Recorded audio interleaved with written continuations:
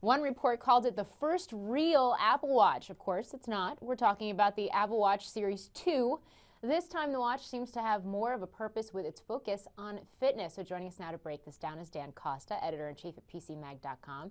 Dan, you've actually handled one of these new watches. This time the watch has a true focus on fitness. Let's talk about that. Yeah, it's got a number of new features. It's got a faster processor, as you would expect in any kind of consumer electronics upgrade. But it's got waterproof, it's got a built-in GPS, which is important for fitness trackers. And it really shows Apple sort of embracing the fitness tracker aspect of this device. When the first Apple Watch launched, they didn't really know how to position it. They wanted it to be more than a tracker, in large part because there are a lot of trackers on the market that sell for a lot less.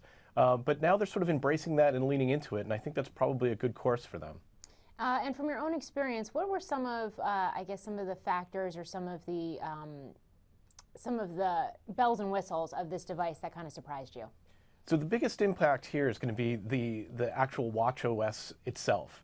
It's a very challenging thing to build an operating system that works on basically a 1-inch square that you wear on your wrist. And the original version of it had lots of force feedback, lots of interfaces. They had this field of icons you could sort of spin around. It was very, very interesting, but when people actually brought it home and put it on their wrist, nobody really knew how to use it. And in this new version of the watch OS, there's just a lot of little improvements. It simplifies the interface. It tries to do a little bit less, and we hope that it's going to do these things better. But it's the type of thing where you can demo it for a couple of minutes and not really get a good sense of how it works. You really need to wear it for a couple of weeks to understand the interface and see that simplicity, and that's what we'll be hearing from users over the next couple of weeks. And in light of this newest version of the Apple Watch, do you think Apple will ever be a leader in the wearable space?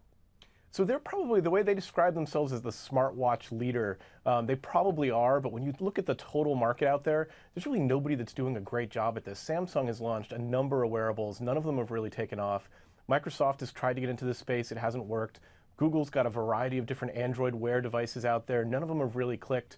So no one's really dominating this space except for the fitness companies like a Fitbit.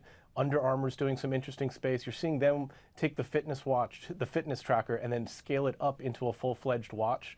And I think they've got an interesting chance as well. But Apple's still got time to figure this out.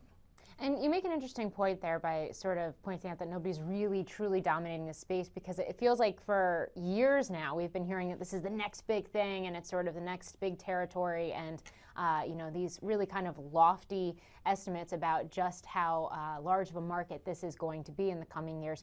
How do you think the Apple Watch will affect the long-term outlook in that wearable space, especially given the fact that there is this larger focus on fitness? So it's important to think, Apple's killer product right now, undoubtedly the iPhone.